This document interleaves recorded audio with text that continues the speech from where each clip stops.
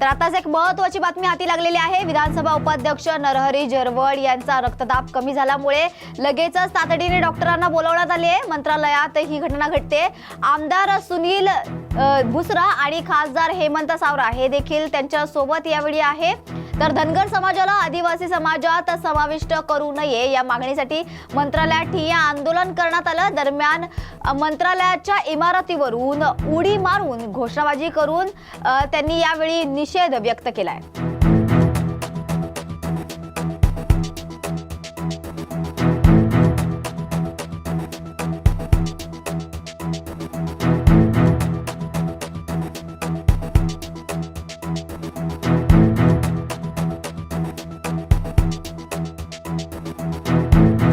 तर या होत्या आजच्या महत्त्वाच्या घडामोडी। अशाच महत्त्वाच्या घडामोडींसाठी पाहत रहा न्यूज मराठी 24/7।